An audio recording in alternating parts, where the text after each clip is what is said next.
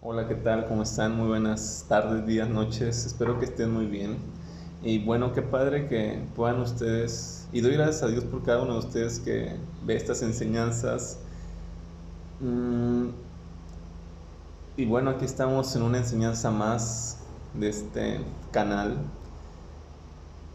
Y la realidad es que esta enseñanza que voy a compartir ahorita ya la había grabado, pero por diversas causas y por unas fallas técnicas con mi celular, el video quedó cortado y no pude subirlo. Entonces estoy una vez más aquí con la misma enseñanza, lo cual creo que está bien porque tengo por ahí una idea que quisiera agregar a esta enseñanza. Y bueno, sin más preámbulo, me gustaría comenzar leyendo, no leyendo, me gustaría platicar acerca de un libro que estoy leyendo. Aquí lo tengo porque ahorita voy a mencionar algunas citas del libro. Se llama Cómo la vida imita al ajedrez, de Gary Kasparov. Y bueno, Gary Kasparov es conocido a nivel mundial como uno de los mejores jugadores de la historia del ajedrez. Duró 15 años campeón. eh, y bueno, es bien conocido y es conocido como un jugador muy fuerte. Algunos dicen que realmente es el mejor campeón, digo, es el mejor jugador de toda la historia, algunos piensan que no, pero bueno, es un jugador muy conocido y una leyenda en el ajedrez. Y bueno, ¿cuáles fueron las pautas o cuáles fueron los inicios? Porque bueno, qué padre ver que fue campeón del mundo, qué padre poder ver que duró tantos años siendo campeón, pero me gustaría platicar un poquito acerca de sus inicios y cómo es que llegó a ser campeón del mundo. Y bueno, él lo redacta en su libro y me encanta cómo lo redacta. Y resulta que para ser campeón del mundo, digamos que hay un actual campeón y hay un retador. El retador tuvo que haber cumplido ciertos requisitos para poder retar al campeón actual. Y bueno, Gary Kasparov estaba a punto de retar al actual campeón de aquel entonces, que se llamaba Anatoly Karpov. Y bueno, el match o el enfrentamiento iba a consistir en lo siguiente: el primero que ganara 6 partidas de entre ellos iban a estar enfrentando, y el primero que ganara 6 partidas era que iba a ser el nuevo campeón del mundo. Y bueno, eso fue en 1984, si no me equivoco, donde empieza el primer match, el primer enfrentamiento entre Gary Kasparov y Anatoly Karpov. Y bueno, Anatoly Karpov ya tenía algunos años siendo campeón. Y bueno, era un jugador experimentado, un jugador que juega muy sólido, muy seguro, posiciones muy seguras. Y bueno, podemos ver y vemos cómo este match y este enfrentamiento entre ellos lo empieza ganando Anatoly Karpov. Pasaron varios enfrentamientos, empates y gana Anatoly Karpov. Varios enfrentamientos, empates y vuelve a ganar Anatoly Karpov. Y así constantemente, después muchos empates y volvía a ganar Anatoly Karpov.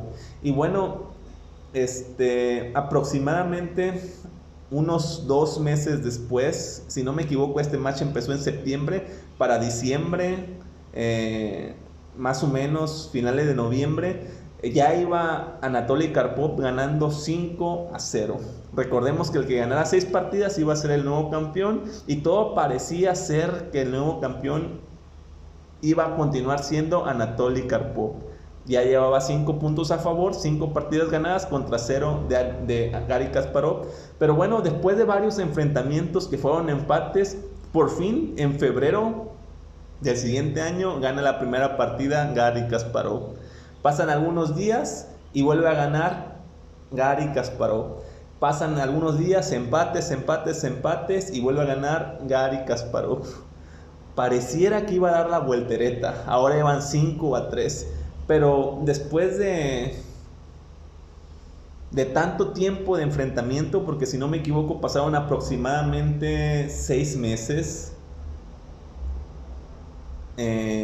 la FIDE, que es la Federación Internacional de Ajedrez, decide suspender el match y el enfrentamiento entre estos dos jugadores. ¿Por qué? Porque bueno, pareciera que la salud ya estaba siendo afectada para con ellos, Y bueno, si no me equivoco, a lo mejor estoy equivocado, había ciertos problemas políticos, sociales dentro del país. Entonces decidieron interrumpir el enfrentamiento e imagínense ustedes, después de 6 meses de juego, de 40 y tantas partidas, no hubo ningún ganador. Se fueron ambos a casa y el torneo se pospondría para algunos meses más adelante. Y me gustaría leer una parte del libro que escribe Kasparov acerca de esto.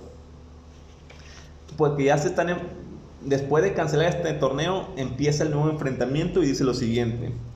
Cuando empezó el segundo torneo en Moscú, porque ambos jugadores eran rusos y el mundial se estaba jugando en Moscú, dice, no tuve que esperar meses para mi primera victoria. Gané la primera partida. El torneo siguió siendo una batalla muy dura. Yo fui por detrás durante casi toda la primera parte, pero ahora ya no era aquel jugador ingenuo de 21 años. Era un jugador muy joven, tenía 21 años Kasparov cuando estaba jugando el match. Dice, había remendado los agujeros que Karpov explotó con tanta eficacia al principio del primer torneo. Yo ya era un jugador avanzado y veterano de 21 años, que se convirtió en el campeón del mundo y conservé mi título durante 15 años. Entonces en este nuevo enfrentamiento lo gana Garry Kasparov. Y me gustaría leer un parrafito más. Dice lo siguiente. Para mí hubiera sido imposible permanecer en la cumbre durante tanto tiempo sin aquellas lecciones que aprendí y recibí de Karpov sobre mi propio juego y mis propias debilidades. Voy a volver a leer este último enunciado. Sin aquellas lecciones que recibí de Karpov sobre mi propio juego y mis propias debilidades. Karpov, que era su rival, que era su enemigo, voy a decir esta palabra, fue el instructor personal para llevar a la cumbre a Garry Kasparov.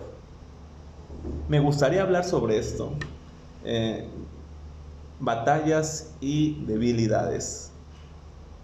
Porque se me hace muy interesante cómo Kasparov menciona que su preparador personal para ganar los futuros campeonatos y poder conservar el título fue Anatoly Karpov, quien era su mayor rival.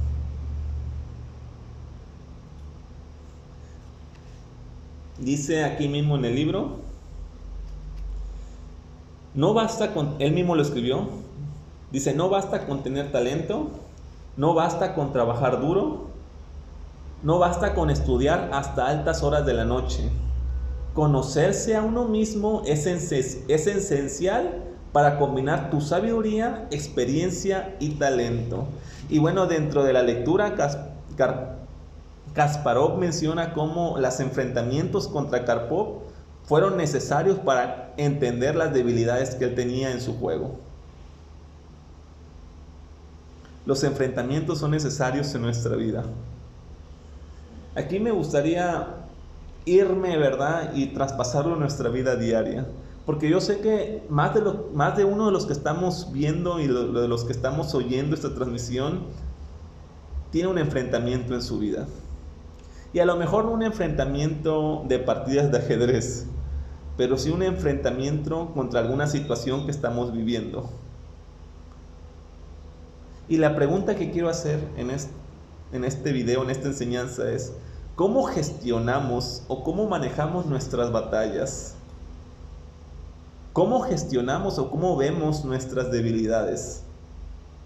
¿Cómo es que nosotros gestionamos o con qué ojos vemos a nuestros enemigos?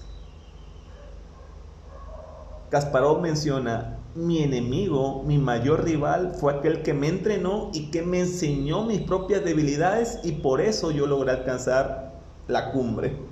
Por eso yo logré ganar futuros torneos. Que nuestros enemigos y nuestras debilidades puedan ser que nuestros enemigos de hoy y nuestras debilidades de hoy sean un parteaguas o sean nuestro inicio a futuras victorias en nuestra vida. Me gustaría irme al libro de Samuel. He estado leyendo últimamente este libro y bueno, podemos ver ahí muchas batallas y muchos enfrentamientos, pero podemos ver que el personaje principal de primera y segunda de Samuel sin duda es David. Uno de los personajes principales, pero bueno, creo y me parece que es el personaje principal de este libro. Y bueno, podemos ver cómo David fue un hombre de batallas y cómo fue un hombre también de debilidades.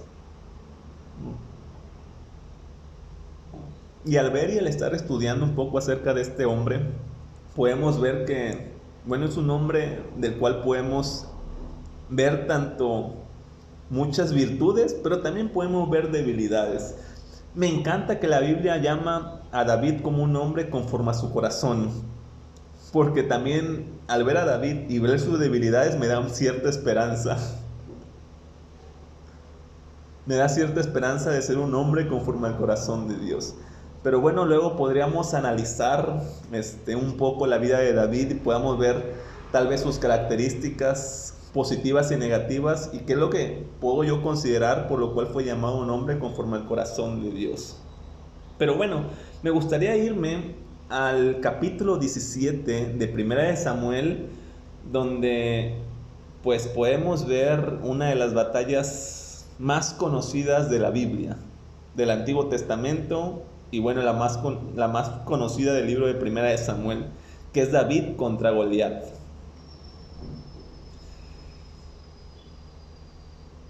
Esto lo encontramos en Primera de Samuel 17. Me voy al versículo 32.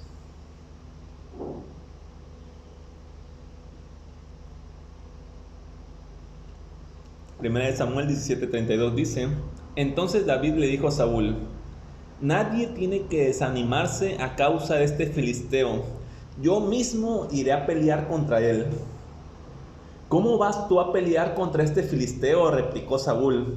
No eres más que un muchacho, mientras él ha sido un guerrero de toda la vida. Y recordemos que Goliat era un hombre que medía cerca de 3 metros de altura. Era un hombre que cargaba una armadura súper pesada, que cargaba una espada, que cargaba un escudo, un yelmo, alguien imponente. Goliat era aquel hombre que constantemente amenazaba al ejército de Israel. Dice la Biblia que durante 40 días, todas las mañanas, Goliat salía y bueno, retaba al ejército de Israel. Y todo el ejército de Israel tenía temor, hasta que David llega. Y me encanta porque, bueno, David tiene confianza y David, podemos ver que es un hombre valiente, tiene confianza en Dios. Y bueno, me gustaría seguir leyendo porque me gusta mucho lo que contesta David. Leo una vez más. ¿Cómo vas a pelear tú contra este filisteo?, contestó Saúl. Saúl es el actual rey de Israel. No eres más que un muchacho, mientras él ha sido un guerrero toda la vida. David le respondió: A mí me toca cuidar el rebaño de mi padre. Cuando un león o un oso viene y se lleva una oveja al rebaño, yo lo persigo y lo golpeo hasta que suelta la presa. Y si el animal me ataca, lo agarro por la melena y lo sigo golpeando hasta matarlo. Si su siervo ha matado leones y osos, lo mismo puede hacer con este filisteo pagano que está desafiando al ejército del Dios viviente. El Señor que me libró de las garras del león y del oso, también me librará del poder de este filisteo. Anda pues, dijo Saúl, que el Señor te acompañe. Y bueno, me encanta, porque si podemos ver, David está mencionando que en el pasado tuvo batallas y tuvo enfrentamientos. ¿Y cuáles fueron sus primeras batallas? Fue contra osos y contra leones. Y ahora tiene un nuevo enfrentamiento, un nuevo nivel. Primero un nivel, venció osos, después a lo mejor otro nivel, venció leones, ahora un nuevo nivel, voy a enfrentarme a un gigante. Y bueno, él estaba convencido de que si Dios lo libró en la primera batalla y lo libró en la segunda batalla, lo va a librar en esta nueva batalla. Fe y confianza. Y quiero mencionar algo. Muy seguramente si David no hubiera vencido esta batalla, hubiera sido muy difícil poder vencer a Goliat. Si no hubiera estado experimentado en pelear por salvar a sus ovejas, muy seguramente no hubiera tenido la misma confianza para enfrentar a un Goliat. Todos hemos enfrentado batallas y bueno, podemos vencer y estamos listos para una nueva batalla. Y me sorprende también Saúl, porque siendo rey y viendo un muchacho le dice que el Señor te acompañe. No sé si Dios, yo creo que tocó el corazón de Saúl para poder permitir que David vaya a la batalla. Versículo 38. Luego Saúl vistió a David con su uniforme de campaña. Le entregó también un casco de bronce y le puso una coraza. David se ciñó la espada sobre la armadura e intentó caminar, pero no pudo porque no estaba acostumbrado. No puedo andar con esto, le dijo a Saúl. No estoy entrenado para ello. De modo que se quitó todo aquello. Y podemos ver que lo primero que hace Saúl, bueno, David, vas a ir a la batalla, pero te voy a dar mi armadura. Le dio un casco, le dio una espada, le dio un escudo, le dio un yelmo, pero David no estaba entrenado para cargar esta armadura. Tuvo que quitársela.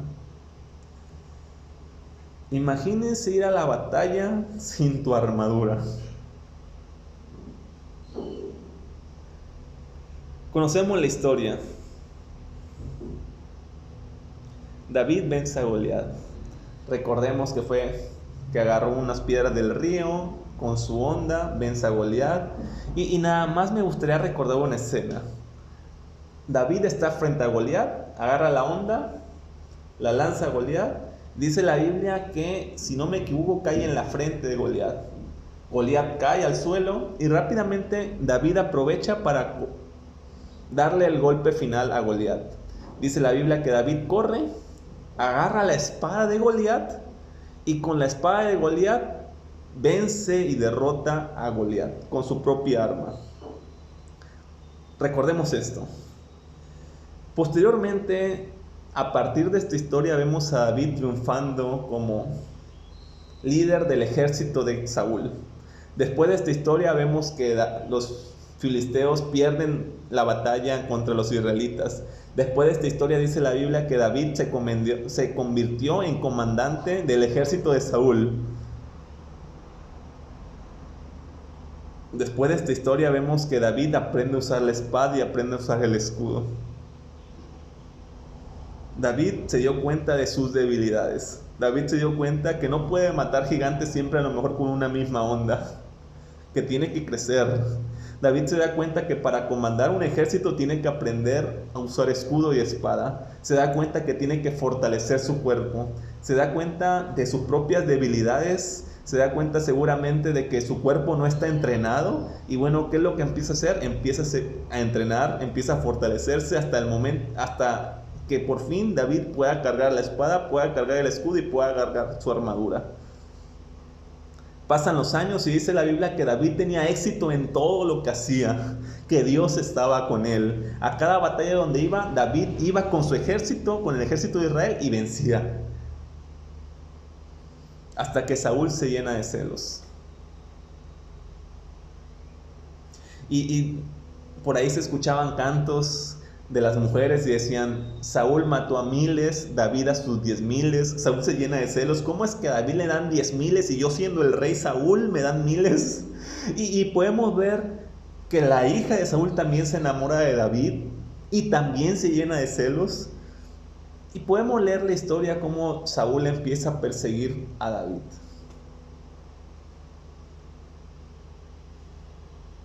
Y me voy al capítulo 21 de Primera de Samuel.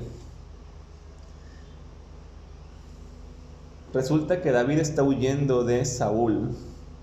Llega, me parece que a una ciudad que se llama Nob, si no me equivoco. Y llega donde está un sacerdote llamado Ahimelech.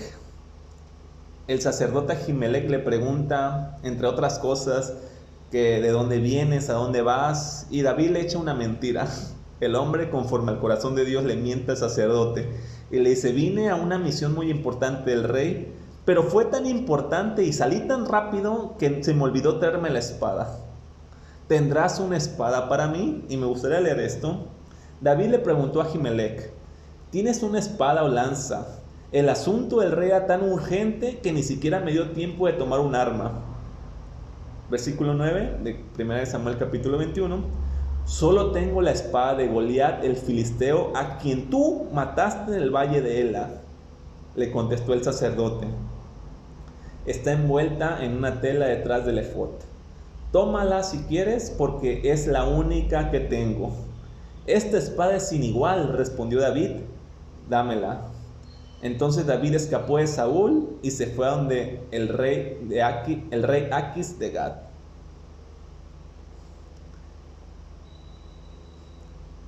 El arma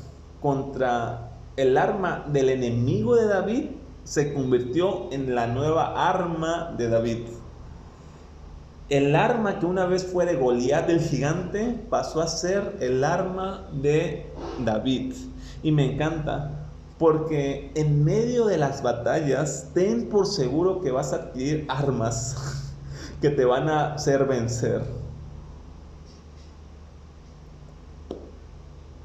Cada enfrentamiento que nosotros tenemos nos dan herramientas para vencer nuevas batallas. Así que no te desanimes en medio de tu situación. No te desanimes en medio de cualquier enfrentamiento. No te desanimes en medio de la enfermedad. No te desanimes en medio de una debilidad que puedas estar pasando el día de hoy. Porque esta debilidad, este enfrentamiento, esta situación que estás viviendo, te va a dar herramientas para poder vencer. Te va a dar herramientas para poder vencer nuevas batallas y alcanzar nuevos niveles.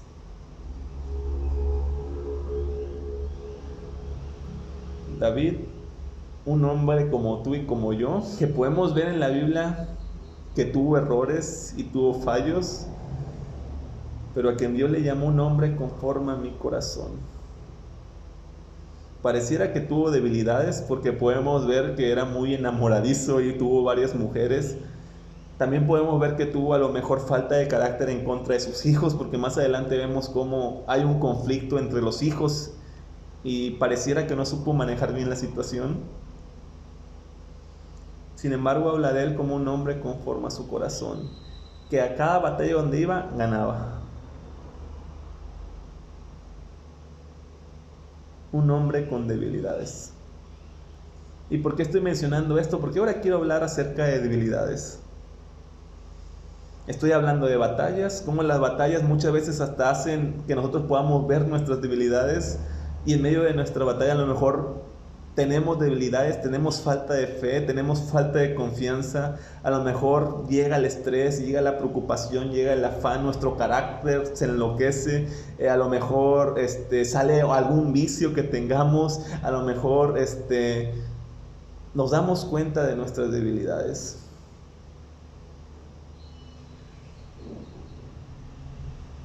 Que por cierto,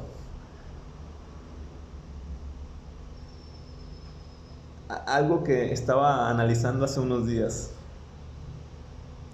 Si leemos el capítulo donde David peca con Betsabé, fue porque estaba lejos de la batalla. Dice la Biblia, y no traigo aquí el versículo porque esto no lo tenía anotado, pero dice la Biblia que en el tiempo cuando los reyes salían a la guerra, David decidió quedarse en el palacio. Y el quedarse en el palacio fue la causa de su pecado. Fue una de las causas de su pecado.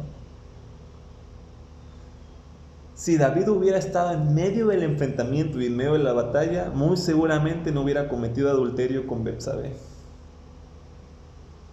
Muchas veces el lugar más seguro del creyente es peleando la batalla que nos corresponde. Y lo voy a volver a repetir. En muchas ocasiones el lugar más seguro y el lugar donde deberíamos estar y donde deberíamos poner nuestro esfuerzo es en medio de la batalla, es venciendo, es luchando, es perseverando. Porque cuando salimos y cuando muchas veces queremos huir de la batalla que nos toca, bueno, podemos fallar, podemos regarla y no estamos seguros completamente. Debilidades.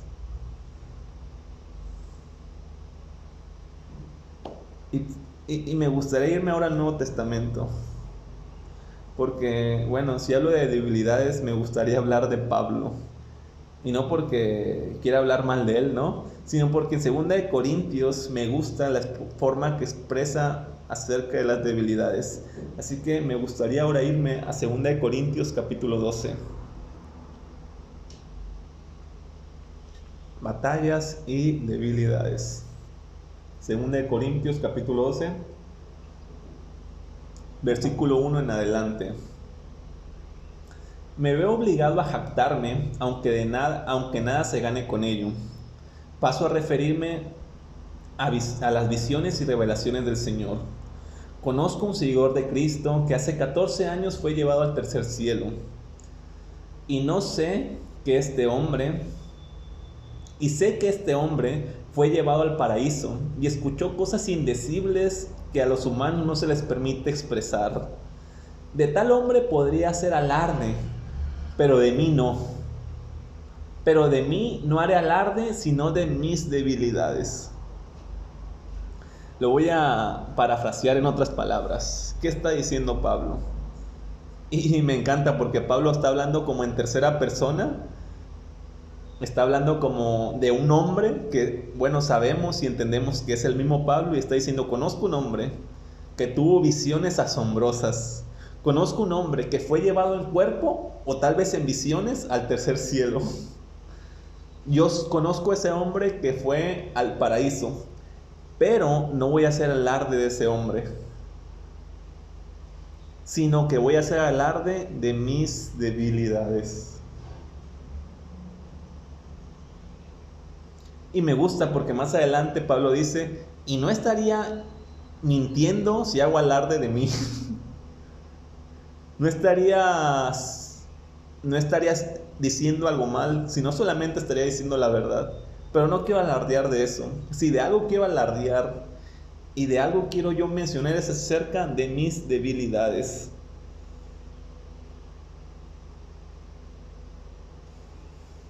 Está diciendo no quiero glorificarme de las cosas buenas que hago, sino quiero que puedas entender que tengo debilidades. Dice el versículo, voy a seguir leyendo el versículo 6, y aquí menciona lo que comenté. Sin embargo, no sería insensato si decidiera jactarme, porque estaría diciendo la verdad.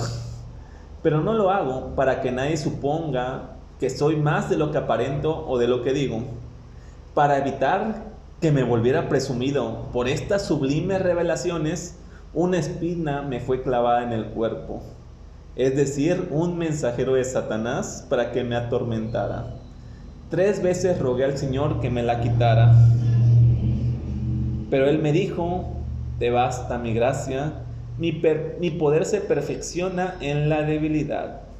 Por tanto, gustosamente haré más bien alarde de mis debilidades, para que permanezca sobre mí el poder de Cristo. Por eso me regocijo en debilidades, insultos, privaciones, persecuciones y dificultades que sufro por Cristo, porque cuando soy débil, entonces soy fuerte. Si hay un hombre en la Biblia que pudiéramos nosotros admirar por todo el labor evangélico y todo el labor misionero que hizo, es Pablo. Pablo fue considerado uno de los apóstoles que más viajes misioneros, al menos conocemos 3 viajes misioneros, y podemos ver que más lugares visitó que se menciona en la Biblia. Sin embargo, me encanta que Pablo escribiera esto con una humildad. Me imagino, yo lo veo con humildad, diciendo: podré tener mucha unción, podré haber escrito muchas cartas, podré haber tenido muchas revelaciones, pude haber ido al cielo, pero también tengo debilidades. que me fueron clavadas como una espina. Batallas y debilidades. Tengo luchas, tengo batallas, tengo enfrentamiento. Yo batallo o lucho para poder compartir la palabra, pero también tengo debilidades, también tengo fallas. David, podemos ver un hombre que peleaba, que batallaba, que luchaba, que tenía batallas, que luchaba, que enfrentó a Goliat, que enfrentó a filisteos, amonitas, jebuseos y no sé qué tantos pueblos, pero también tenía debilidades.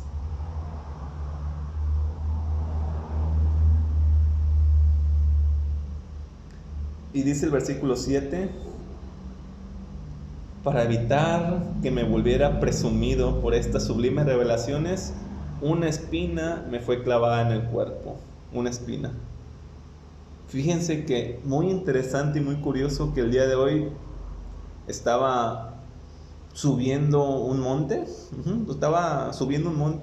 y me agarré de un tronco y me espiné y no puedo quitarme la espina que traigo. No creo que se alcance a ver, no se ve, pero aquí tengo una espinita y no pude sacármela, quedó clavada y bueno, de hecho me toco y no se siente la espina, pero se siente durito y siento pues incomodidad.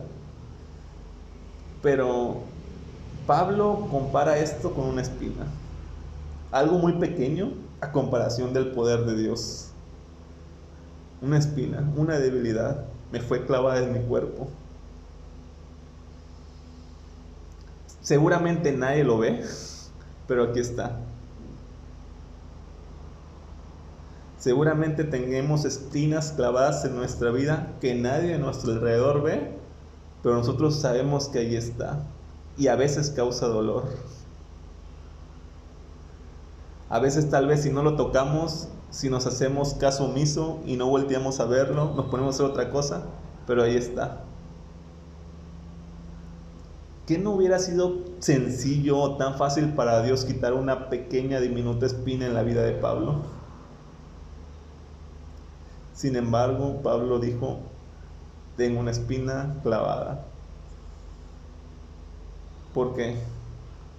Porque Dios sabe lo mejor para ti. Dios sabía lo mejor para Pablo. Pareciera que Pablo sabía, y me gusta lo que escribe en el versículo 7, para evitar que me volviera presumido. He recibido tanto de Dios, he tenido tantas revelaciones, pero para evitar que me vuelva orgulloso, presumido, hay una espina que ha puesto en mi vida.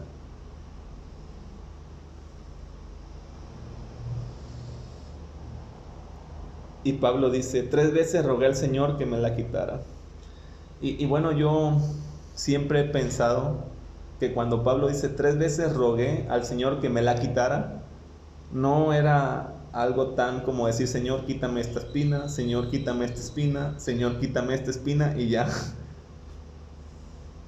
Yo creo que al decir 3 veces rogué al Señor, era 3 veces, no sé, una noche entera, o 3 veces una campaña de una semana, un ayuno de tantos días, o algo, ¿verdad? Diciendo al menos, bueno, 3 veces he hecho algo intenso, he buscado a Dios para que me quitara esta debilidad, pero la sigo teniendo. Porque el Señor sabe lo que es mejor para mí. El Señor sabe que tal vez me volveré presumido si no tengo algo, un área en la cual he sido clavada una espina.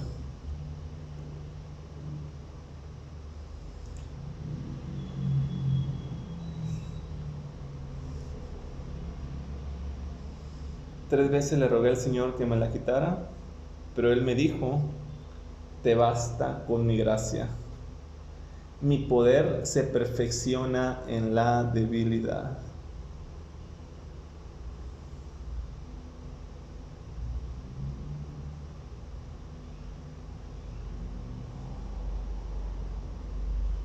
Por tanto, gustosamente haré más bien alarde de mis debilidades para que el poder permanezca sobre mí. para que permanezca sobre mí el poder de Cristo. Y bueno, Pablo no está diciendo, ¿verdad? Bueno, yo entiendo que no está diciendo que vayas a todo el mundo a contarle tus debilidades. Al menos así no lo entiendo yo. Sino más bien que tú puedas reconocer y saber que fallas, que tienes luchas, que tienes batallas, que tienes Goliat que están amenazando tu vida, que tienes una debilidad tal vez como la de David, o una espina clavada como la de Pablo. Y puedas decir, Señor, y no te puedes, Señor, aquí está mi vida. Y no te sientas menos, no te sientas con culpa, no te sientas sin la gracia de Dios para poder salir de esto. Todos tenemos debilidades. Todos hemos tenido todos tenemos o hemos tenido una espina en nuestra vida que queremos que saliera, que quisiéramos que sane. Todos tal vez tenemos algo en nuestro pasado que rompió nuestro corazón. Todos tenemos tal vez algún recuerdo que quisiéramos olvidar. Todos tenemos tal vez alguna área de nuestra vida que no quisiéramos tener. Algún vicio, alguna adicción, algo en nuestro carácter, tal vez ira, tal vez ansiedad, preocupación. Y le podemos haber dicho a Dios 1, 2, 3 veces, tantas veces, y sigue ahí.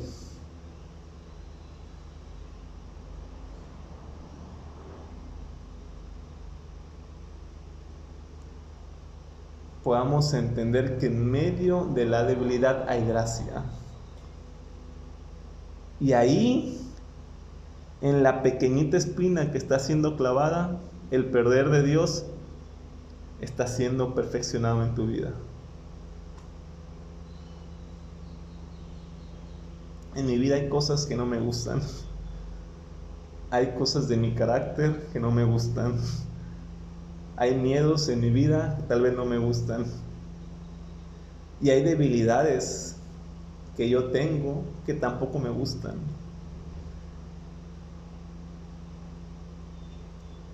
Pero estoy convencido de algo, que hay gracia de Dios.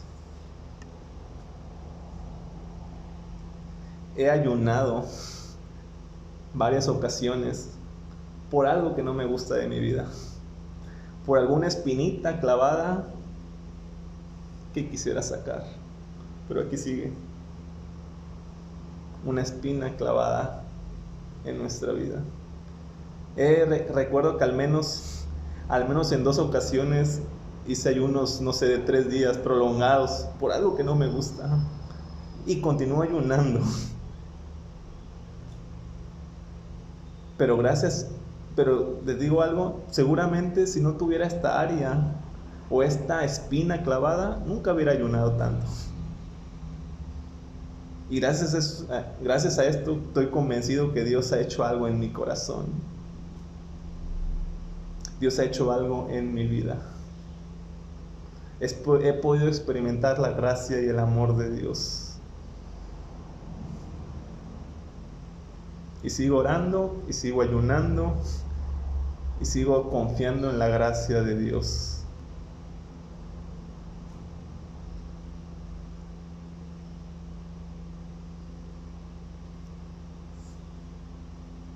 Si la espina persiste, la gracia persiste. Si la debilidad persiste, la gracia de Dios persiste, y es lo que necesita tu vida.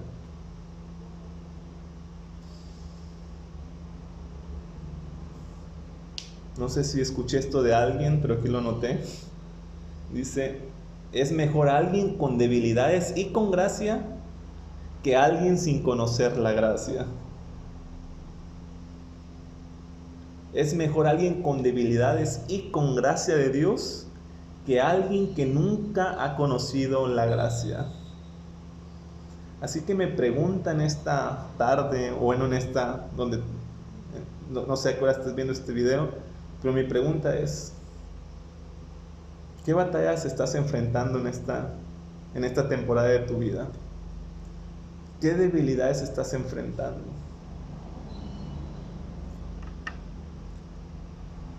Tanto en una como en otra, podamos entender que hay gracia de Dios para poder enfrentar las batallas, y hay gracia de Dios en la espina clavada. Así que podamos en esta enseñanza, podamos en este día reflexionar y entender que la gracia de Dios es abundante para tu vida. Muchas bendiciones, Dios te bendiga, un abrazo, podamos acercarnos a Dios confiadamente y bueno, podamos recibir su amor, su bondad y su ternura para tu vida. Muchas bendiciones, nos vemos hasta la próxima. Bye bye.